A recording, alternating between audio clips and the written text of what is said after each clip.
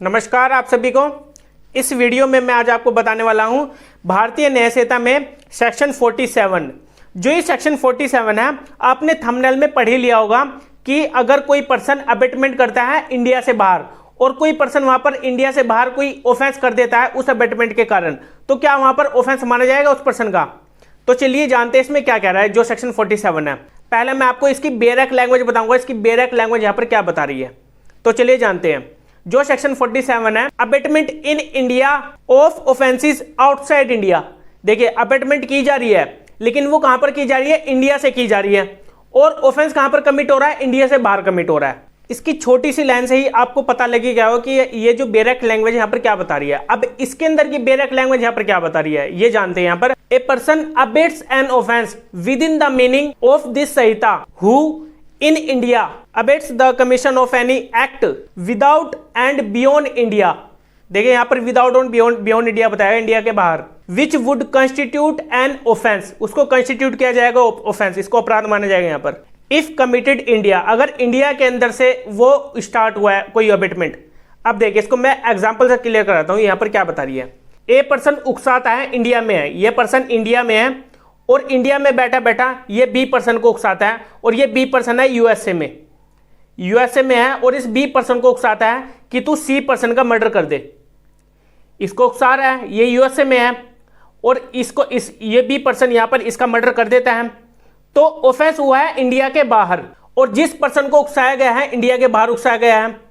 अब जो पर्सन उकसा रहा है वो इंडिया के अंदर है, तो यहां पर तो भारतीय न्याय संहिता अप्लाई नहीं होगा। फिर इंडिया के बाहर अप्लाई नहीं होता भारतीय न्याय संहिता, तो इसके ऊपर अप्लाई होगा फिर ये, क्योंकि इंडिया के बाहर ऑफेंस कमिट हुआ।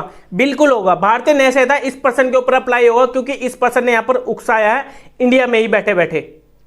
अब इस पर्सन को यहां पर पनिशमेंट मिलेगी जो ऑफेंस यहां पर इस बी पर्सन ने यहां पर कमिट किया है इंडिया के बाहर। जो ऑफेंस बी पर्सन ने किया है इंडिया के बाहर यूएसए में, ठीक है, इस पर्सन का मर्डर कर दिया, तो इस मर्डर के लिए इस पर्सन को यहां पर सजा मिलेगी क्योंकि यहां पर इंडिया में ही इसने बैठे बैठे उकसा दिया बी पर्सन को। तो इसी वजह से यहां पर ये सेक्शन लाया गया था, सेक्शन 47। अब इसमें इलस्ट्रेशन भी दी गई है, एक बार मैं इलस्ट्रेशन भी आपको क्लियर करा देता हूं। यहां पर क्या बता रही है, ए इन इंडिया, ए पर्सन है, जैसे मैंने अभी आपको एग्जांपल दिया था, ये भी वैसे ही है सेम। ए इंडिया में है और बी एक फॉरेनर है, और ये कौन सी कंट्री का है, एक्स कंट्री का है। यहां पर एक्स कंट्री दी गई है, ठीक है, एग्जाम्पल के तौर पर ये एक्स कंट्री का एक फॉरेनर है, और ये ए इंस्टिगेट करता है बी पर्सन को, इंडिया में बैठे बैठे इंस्टिगेट कर रहा है बी पर्सन को जो एक्स कंट्री का फॉरेनर है। अब इसको उकसा रहा है कि तू मर्डर कर दे, ठीक है, इसको बोल रहा है कि तू अपनी ही कंट्री में इस पर्सन का मर्डर कर दे, तो यहां पर ये मर्डर कर देता है, तो इसके लिए यहां पर ये लायबल होगा, क्योंकि भारतीय न्याय संहिता तो एक्स कंट्री में लगेगी नहीं, ये तो इंडिया में लगेगी। इंडिया के अंदर ये लगता है हमेशा भारतीय न्याय संहिता, इंडिया के बाहर नहीं।